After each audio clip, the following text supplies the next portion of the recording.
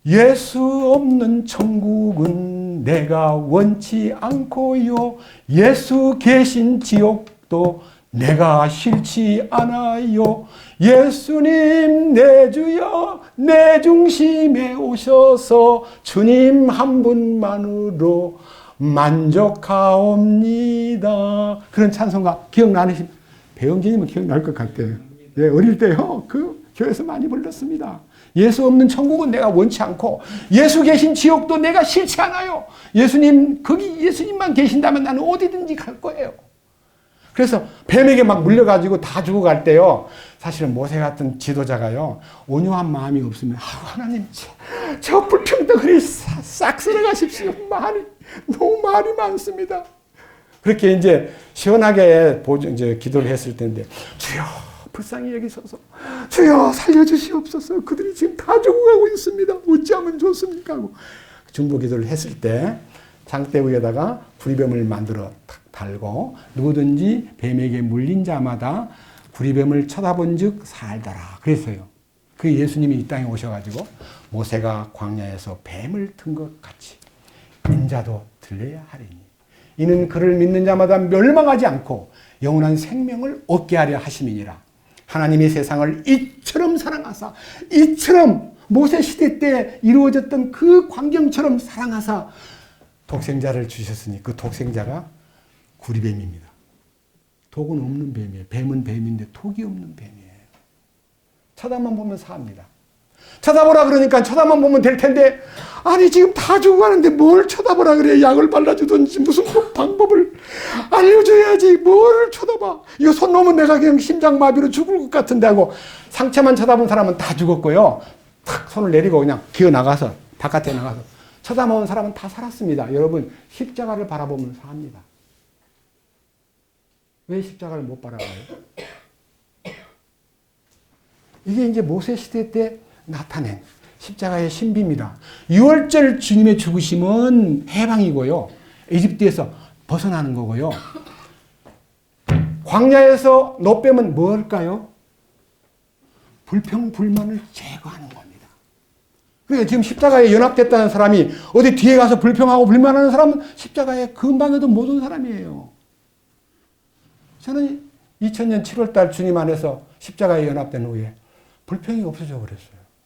나라에 대한 거, 뭐 경제 문제, 정치하는 사람, 저런 빌어먹으려고, 저런 도둑놈. 뭐 여러분 이번에 무슨 갑질하다가 잡힌 뭐 이상한 사람 막 때리고 하던 양아무개 회장이요. 그런 사람 보면 막 갑질하는 놈 죽여버려야 돼 하고 막 고소하고 막 청와대에다가 막 청원하고 그러는데 저는 그런데 아무 관심이 없어요. 왜? 불쌍할 뿐이에요. 여러분 우리가 교제 가운데 불평스러운 일이 있을 수 있습니다. 그러나 그 불평이 은혜가 아닙니다. 밑에 보십시오. 자, 밑에요. 10절. 또한 그들 중에 어떤 자들이 불평하다가 파멸시키는 자에게 멸망을 당하였으니 너희는 그들과 같이 불평하지 말라. 그래서요. 위에 9절도 불평하다가 뱀에게 물렸고요. 또 지금 다시 읽은 성경도 불평을 하면은 파멸시키는 자에게 멸망한다 했기 때문에 우리 가운데 불평에 귀 기울이지 맙시다. 무슨 소리든지. 감사하는 말, 은혜로운 말, 격려하는 말, 칭찬하는 말도 다 못해서 아쉬운데 무슨 불평을 합니까? 그잖아요. 밑에 뭐라 그랬어요? 11절. 이제 이 모든 일은 그들에게 본보기로 일어났으며 전부가 다 우리 삶의 본보기가 되고 또 그것들은 세상의 끝을 만난 우리를 훈계하기 위해 기록되었느니라. 그런즉 스스로 서 있는 줄로 생각하는 자는 넘어지지 않도록 주의할지니라. 우리는 스스로 서 있는 거 아닙니다. 주님이 붙잡아 주기 때문에 내가 서 있는 거지 내 힘으로 서 있는 거 아닙니다. 우리 주님을 잊어버리면 즉시 넘어져 버립니다. 주님을 저버리면 즉시 쓰러집니다. 그래서 우리 주님이 13절에 이렇게 말씀했습니다. 사람에게 공통적으로 있는 시험 외에는요, 너희가 어떤 시험도 당하지 아니하였나니 하나님은 신실하사 너희가 감당할 수 있는 것 이상으로 시험을 당할 때는 너희에게 허락지 아니하시고 또한 그 시험과 함께 피할 길을 내사 너희가 능히 그 시험을 감당하게 하시느니라. 그러니까요, 어떤 시험도 감당 못할 시험은 우리에게 하나님은 허락지 않습니다. 그래서 우리가 시험을 받을 때요, 모든 것을 주님께 의지하면요, 피할 길이 생기고 넉넉히 이길 수 있다는 것을 마음에 간직할 때 우리 신앙생활이 훨씬 더 깊어지는 것입니다. 여기에 대한 얘기가요, 우리들의 신앙생활에 대한 역점을 두게 하기 위해서 이제 앞으로 가가지고 고린도전서 3장으로 갑니다. 앞으로 갑니다. 3장은 249페이지에 있습니다.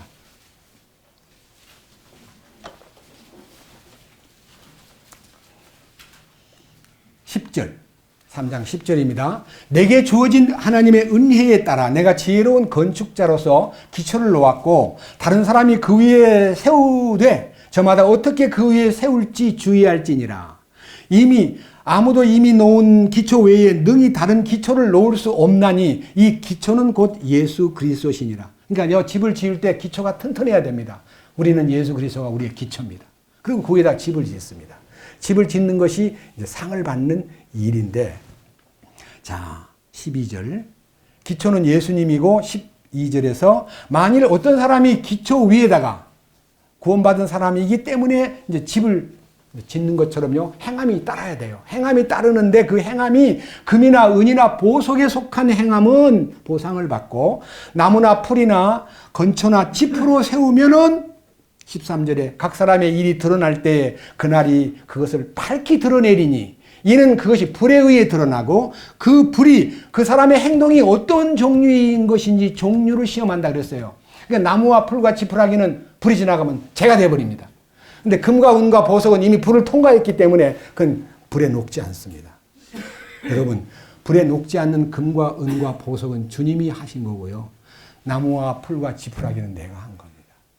여러분, 내가 한 어떤 희생도, 내가 한 어떤 봉사도, 내가 한 어떤 희생도 다 지푸라기입니다. 자, 밑에 보십시오. 14절. 어떤 사람이 그 기초 위에 세운 일이 남아있으면, 이 일이라는 단어가요, 행위라는 뜻입니다. 행위. 제가 이 일에 대한 단어를 여러 번 얘기했기 때문에 이 일이나 공력이나 행위는요, 이제 헬라어의 에르곤이라는 단어인데요. 에르곤. 모든 행함. 그것이 남아있으면 보상을 받고 그 일이 불타버리면 그는 뭐 한다고요? 보상의 손실을 당하리라. 그러나 자신은 구원을 받되 불에 의해 받는 것 같으리라. 불에 의해 받는 것이 뭡니까? 롯의 구원입니다. 불에서는 안 타 죽었지만요, 꽝 하고 터질 때 롯의 아내는 뒤돌아보다가 소금기둥이 되었고, 롯은 절망에 빠져가지고 딸을 둘하고도 이상한 행동을 해도 그냥 다 방관하고 거기서 모압과 암몬을 낳음으로써 이스라엘 민족의 커다란 가시가 되었습니다. 지금까지도 요르단 지역은 롯의 후손들이 사는 모압과 암몬 족속이, 수도가 뭐예요? 요르단 수도가 암몬이에요. 암몬. 이스라엘 민족의 가시가 되어 있는 거예요. 자, 우리는요, 여기에서 말씀드린 대로 행동이 우리 자신을요, 굉장히 주님과의 보상 문제에서 큰 차이를 만드는데, 이 행동에 관련된 문제를요, 우리가 좀 더 추스리기 위해서 마지막 우리가 어떻게 해야 되는가 하는 것입니다. 요한계시록 2장입니다.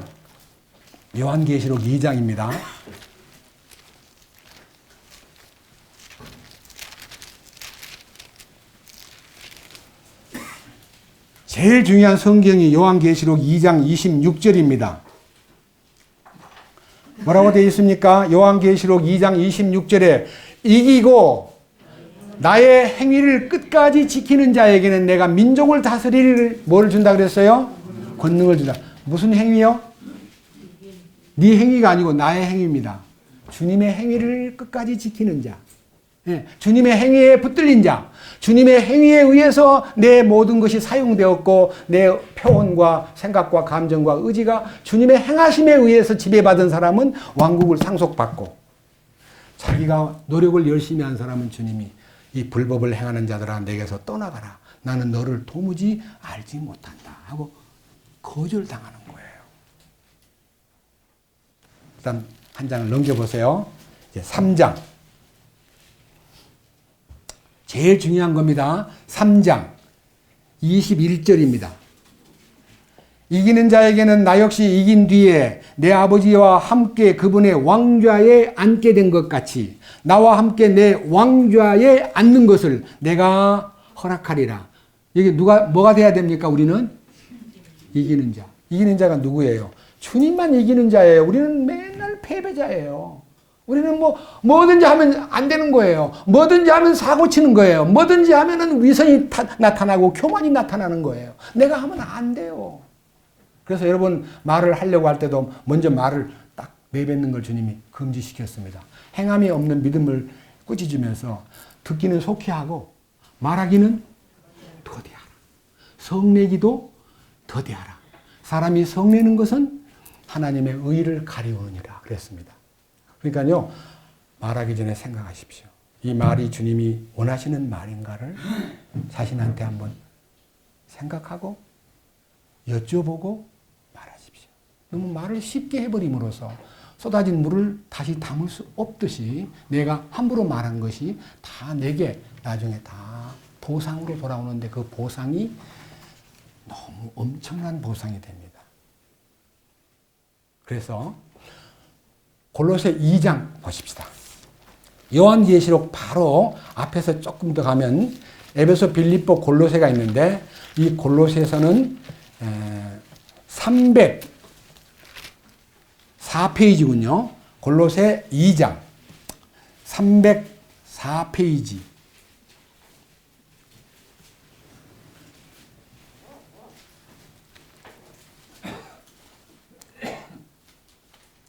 (18절입니다) 골로새서 2장 18절. 아무도 꾸며낸 겸손과 천사 숭배로 너희를 속여 너희 보상을 빼앗지 못하게 하라. 여기에요. 보상을 빼앗는 것이 뭐냐면 꾸며낸 겸손입니다. 우리 주님의 십자가에 연합하면 온유와 겸손이 내한테 오게 마련입니다. 이 속에서 주님이 나타낸 겸손은 정상적인 겸손이고요. 내가 주님이 오지도 않았는데 꾸며낸 겸손한 것처럼 저는 아무것도 모르거든요. 형제님 저는요 아주 멍텅구리예요. 저는 그냥 시킨 대로 할게요. 저는 아무것도 할 수 없어요. 이렇게 말로만 그래놓고 속으로 지는 얼마나 잘하길래 이렇게 하는 사람이 꾸며낸 겸손에 속한 사람입니다. 강단에 서가지고 겸손한 척하는 그것도 꾸며낸 겸손입니다. 주님이 나타나야만 겸손이 따끈따끈하고요. 은혜가 되지. 딴 사람이 겸손한 척 하는데도 마음에 은혜가 안 되는 것은 꾸민 겸손이에요.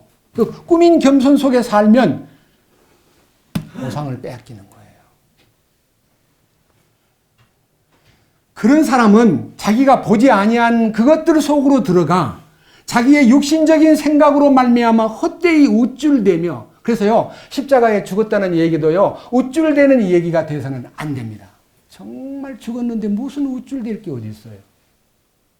우리는 십자가의 능력을 확실히 믿는 사람 같으면 온유와 겸손과 사랑과 인내가 저절로 나타나는 것입니다.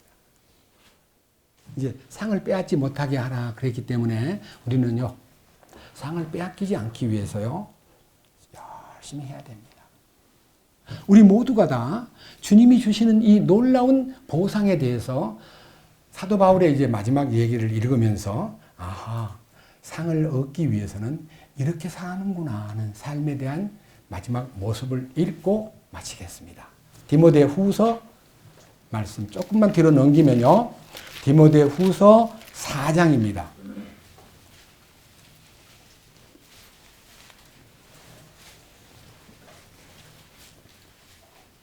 디모데 후서 4장 6절부터 8절까지 말씀을 읽겠습니다. 이제 내가 내 자신을 헌물로 드릴 준비가 되었고 나의 떠날 때가 가까이 이르렀도다. 사실은요, 여기에 이 디모데에게 보내는 이 사도 바울의 편지는요, 서기 65년에 기록되었고 사도 바울은 67년에 순교당했습니다. 2년 후에.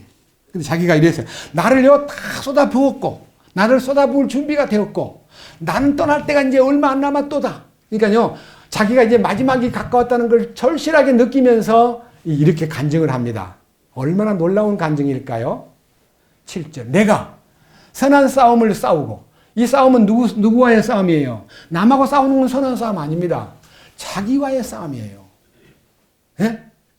자기를 쳐서 복종시키는 싸움. 내가 선한 싸움을 싸우고 나의 달려갈 길을 마치고 믿음을 지켰은즉 믿음 알파와 오메가이신 시작과 끝이신 처음과 나중이신 주님을 바라보면서 이제후로는 나를 위하여 의의 면류관이 예비되었다. 주님 포상을 하시는 그 면류관이요 통치의 면류관, 영광의 면류관, 의의 면류관, 시들지 않는 면류관이 준비되어 있다. 그것은 의로우신 심판자께서 그날 마지막 날에 그것을 내게 주실 것이요 나한테만 주는 게 아니라 그분의 나타나심을 사랑하는 모든 자에게도 주시리라. 그러니까요 모두가 다 그 영광에 참여하기 위해서 우리는 첫째 선한 싸움을 싸워야 됩니다. 선한 싸움은 자기와의 싸움입니다. 남하고 싸우는 건 선한 싸움 아닙니다. 자기를 쳐서 복종시키는 싸움. 그리고 나의 달려갈 길, 주님이 정하신 길을 따라가는 거예요. 그 다음에 믿음을 지키는 거예요. 그때 의의 면류관이 예비되어 있는데 사도 바울마저도 자기는 모든 것을 배설물로 여기고 그리스도를 얻고 그 안에서 발견된 삶을 기꺼이 살았습니다. 우리는 어떻게 해야 되겠습니까? 모세를 본받든 아브라함을 본받든 룻을 본받든 바울을 본받든 그 본이 나의 삶 속에 적용이 돼야 됩니다. 그로 인해서 주님 모든 것을 주님 손에 맡깁니다. 주여 나는 아닙니다. 철저하게 자기를 부인하고 십자가를 지고 나를 따르라 하신 주님의 명령 안에서 순종할 때에 영광된 보상이 천연왕국의 공동상속권에 참여할 수 있는 축복이 우리를 기다린다고 말씀하셨습니다. 주님을 찬양합니다. 주님 감사합니다. 오늘은 우리가 사도 바울이 선한 싸움을 다 싸우고 달려갈 길을 마친 후에 믿음을 지킨 결과로 의의 면류관을 받기에 합당한 자가 된다는 것을 선포했습니다. 우리도 이 바울처럼 우리의 삶 속에 자기와의 싸움을 계속 중지하지 않고 주님의 선하신 뜻을 따라서 알파와 오메가이시고 처음과 나중이시고 시작과 끝이신 주님께 우리 모든 것을 다 의뢰하고 주님의 통치권 속에서 온유와 겸손으로 무장된 사랑과 인내로 무장된 신실한 형제로서 자매로서 자기 위치를 지키도록 이끄시옵소서. 우리의 나머지 모든 삶을 주께 의뢰하옵고 우리 주 예수 그리스도의 이름으로 기도드렸습니다.